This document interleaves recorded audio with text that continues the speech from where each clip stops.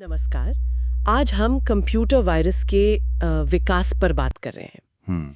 कैसे ये बिल्कुल साधारण डिजिटल प्रयोगों से आज इतने जटिल वैश्विक खतरे बन गए। हाँ। हमारे पास 2025 तक की एक काफी विस्तृत रिपोर्ट है। हम्म। इसमें पुराना डेटा है, तकनीकी विकास कैसे हुआ और आगे क्या हो सकता है, ये सब है। बिल्कुल और हमारा मकसद यही समझना है कि ये बदलाव आखिर हुआ कैसे, क्यों हुआ। सही।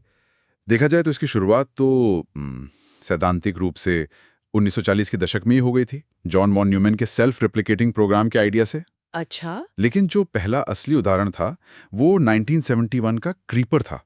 आर्पानेट पर बस एक मजेदार संदेश दिखाता था। क्या संदेश? कुछ ऐसा, I am the creeper, catch me if you can. मतलब मैं क्रीपर हूं, पकड़ सको तो पकड़ लो। मजेदार है। हाँ, और मजे की बात यह है कि इसे हटाने के लिए पहला एंटीवायरस रीपर बनाया गया था। अच्छा, वहीं से शुरुआत हुई एंटीवायरस की। हाँ, फिर 80 के दशक में जैसे एल्क क्लोनर आया एप्पल 2 के लिए और ब्रेन IBM PC के लिए।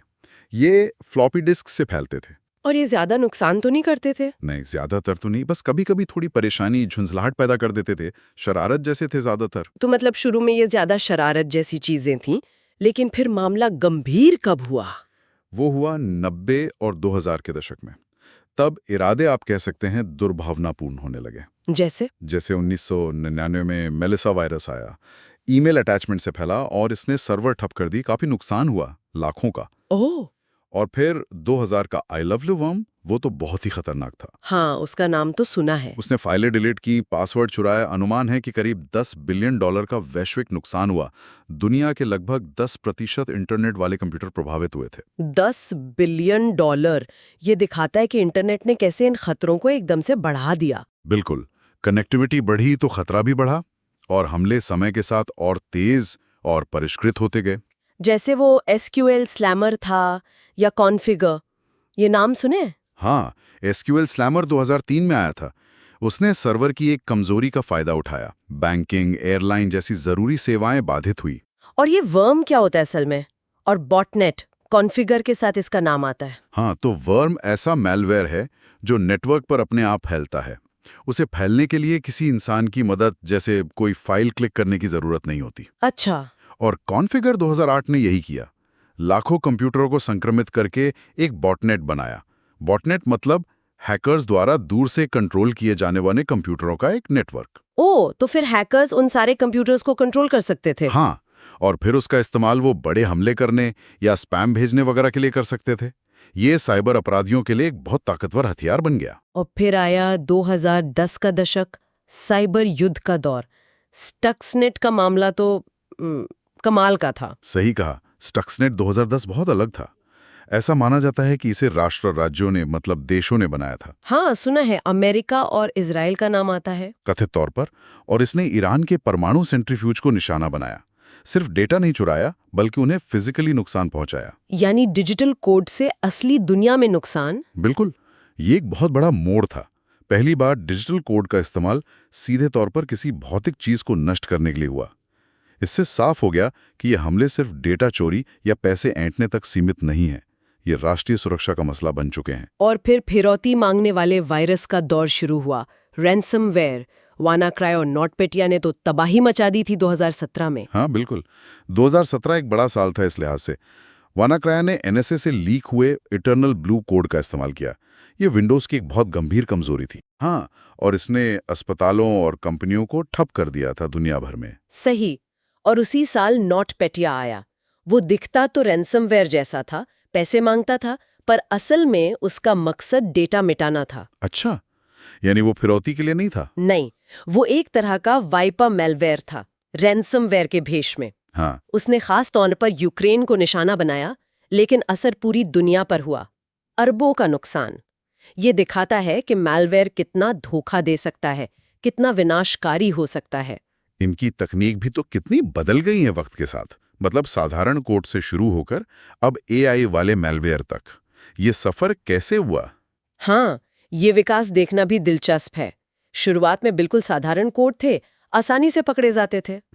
फिर आए एन्क्रिप्टेड वायरस, जो कोड को छुपा लेते थे। पॉलीमॉर्फिक वायरस, जो हर बार इन्फेक्शन फैलाने पर अपना रूप बदल लेते थे ताकि एंटीवायरस उन्हें पहचान ना पाए। चालाक। हाँ, फिर स्टेल्थ वायरस आए जो ऑपरेटिंग सिस्टम में छिप जाते थे। मैक्रो वायरस आए जिन्होंने माइक्रोसॉफ्ट ऑफिस फाइलों को निशाना बनाया। अच्छा, वो वर्ड और एक्सेल वाले। बिल्कुल। फिर वर्म्स आए जो नेटवर्क पर खुद फैलते थे। रैंसमवेयर जो फाइलों को एन्क्रिप्ट करके फिरौती मांगते हैं। फाइललेस मैलवेयर जो हार्ड डिस्क पर कोई निशान नहीं छोड़ते, सीधे कंप्यूटर की मेमोरी में चलते हैं। फाइललेस मतलब पकड़ना और मुश्किल। हाँ, बहुत मुश्किल।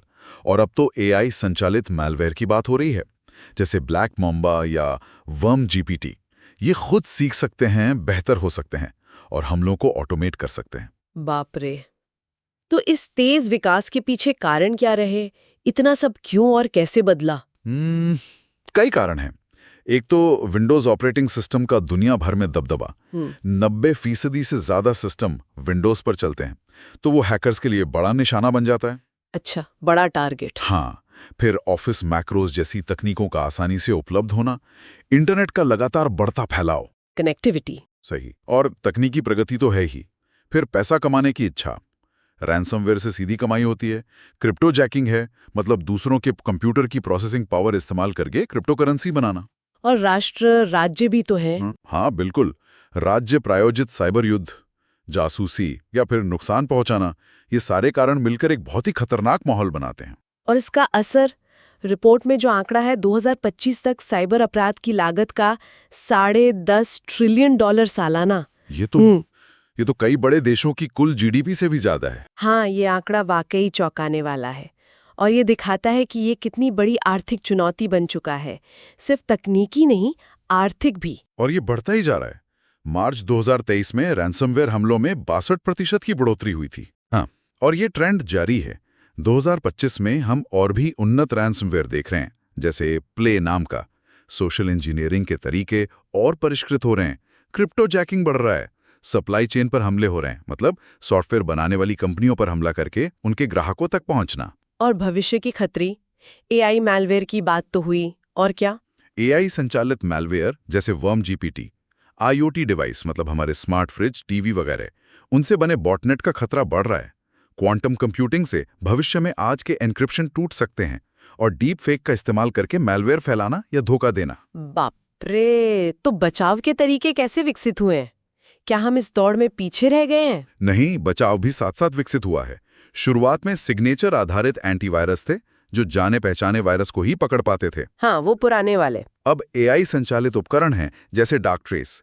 ये सिर्फ सिग्नेचर नहीं देखते, बल्कि सिस्टम में असामान्य व्यवहार का पता लगाते हैं। अच्छा, मतलब पैटर्न पकड़ते हैं। बिल्कुल। फिर जीरो ट्रस्ट सुरक्षा मॉडल है, मतलब नेटवर्क में किसी पर भी डिफॉल्ट रूप से भरोसा न करना, हर एक्सेस को वेरीफाई करना। और उपयोगकर्ता जागरूकता, मतलब लोगों को सिखाना कि फिशिंग ईमेल या संदिग्ध लिंक से कैसे बचें। ये सब मिलकर काम करते हैं। ये एक लगातार चलने वाली दौड़ है, एक तरह की हथियारों की होड़। तो संक्षेप में कहें तो कंप्यूटर वायरस क्रीपर के उस मजेदार संदेश से शुरू होकर आज एआई संचालित वैश्विक खतरों तक का एक बहुत लंबा सफर तय कर चुके हैं। हाँ, ये अब सिर्फ कंप्यूटर में झुंझुलाहट पैदा करने वाली चीज नहीं रहे। ये हमारी अर्थव्यवस्था, हमारे जरूरी इंफ्रास्ट्रक्चर और यहाँ तक कि भू राजनीतिक स्थिरता के लिए भी एक बहुत गंभीर खतरा बन चुके हैं। सही कहा। कनेक्टिविटी, तकनीकी एडवांसमेंट और पैसा कमाने की चाहत, इन सब ने मिलकर इस विकास को बहुत तेजी दी है। और एआई जैसी नई तकनीकें इस लड़ाई को और भी जटिल बना रही हैं। बचाव के तरीके भी बदल रहे हैं और हमले के भी। ये एक ऐसा मैदान है जो लगातार बदल रहा है। और जाते जाते एक सवाल छोड़ जाते हैं सोचने के लिए। जैसे जैसे हमारी दुनिया और ज्यादा कनेक्टेड होती जा रही है और आर्टिफिशियल इंटेलिजेंस और ज्यादा काबिल होता जा रहा है, क्या हम कभी इन डिजिटल खतरों से वाकई एक कदम आगे रह पाएंगे, या ये हमेशा ऐसी पकड़म पकड़ाई का खेल चलता रहेगा?